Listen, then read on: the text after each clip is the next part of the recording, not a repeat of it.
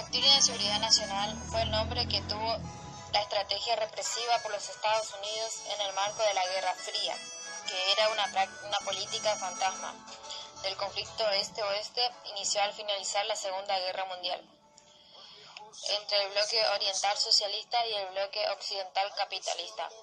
Esta doctrina estaba en el concepto de guerra interna como respuesta al peligro de invasión comunista.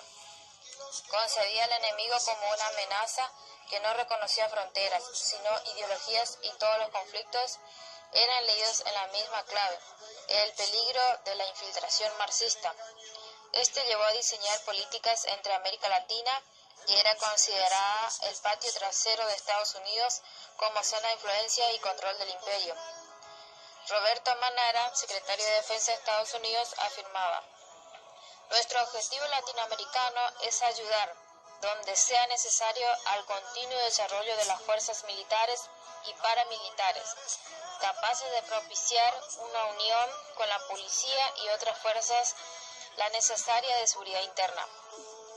Este cuerpo pretendía convertir a las instituciones militares en guardianes y policías del orden político interno entre la amenaza de la desestabilidad a partir de la Revolución Cubana de 1959. Por otro lado, se atribuía a las Fuerzas Armadas en la medida en que las colocaba por encima del poder político instituido las facultades para determinar en qué momento debían intervenir por considerar que los supremos intereses de la nación estaban en riesgo. En nuestro país, el gobierno militar buscó convencer a la población de que la irrupción de las Fuerzas Armadas implicaba la opción entre caos o el orden, ya que estaba en guerra con...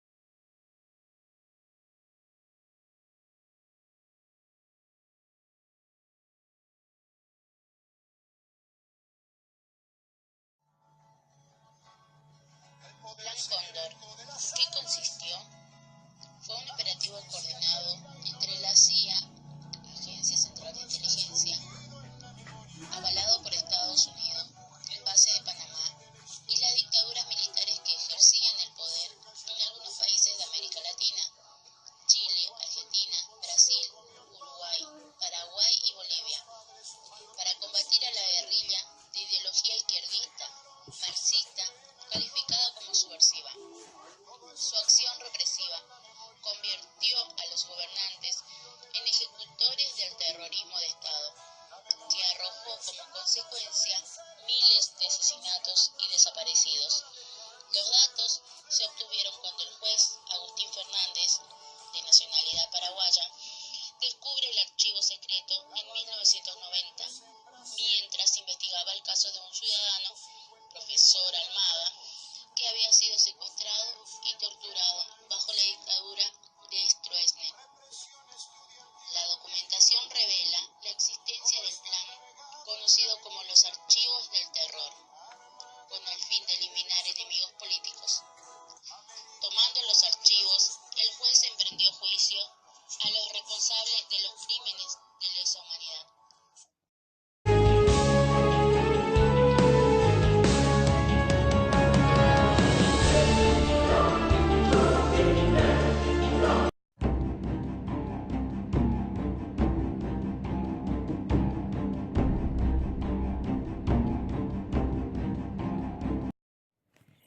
¿Qué pasó el 2 de abril de 1982? ¿Cómo se vincula la guerra de Malvinas con la dictadura? El gobierno de facto eligió ocupar las islas. En 1981, el presidente Roberto Viola consideraba que era tiempo de cosechar los frutos y suponía que se había ganado la paz, y por eso quedaban en funcionamiento dos centros clandestinos de detención, la ESMA y el Campo de Mayo. La realidad era otra. Caía la tasa de inversión, la inflación, lo político-económico comenzaba a mostrar sus efectos negativos, y las Fuerzas Armadas comenzaban a cuestionar al gobierno.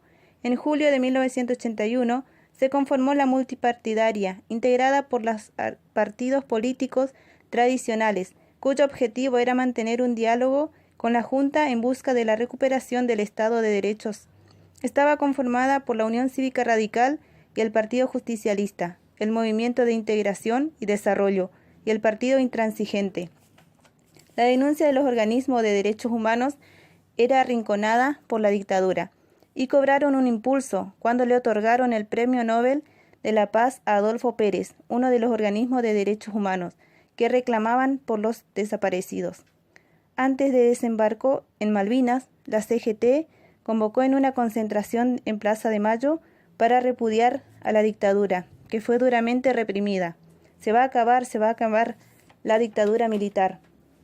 Una de las formas de generar consenso era apropiarse de los símbolos nacionales y describir al enemigo como un agente externo de la infiltración marxista internacional. Para muchos, recuperar Malvinas era recuperar la nación. Se tornaban insostenible. La ocupación de las islas devino en incertidumbre y con la rendición final de las tropas argentinas, en junio, esa se transformó en bronca colectiva. La guerra de Malvinas duró 64 días y murieron 649 soldados argentinos y 285 británicos.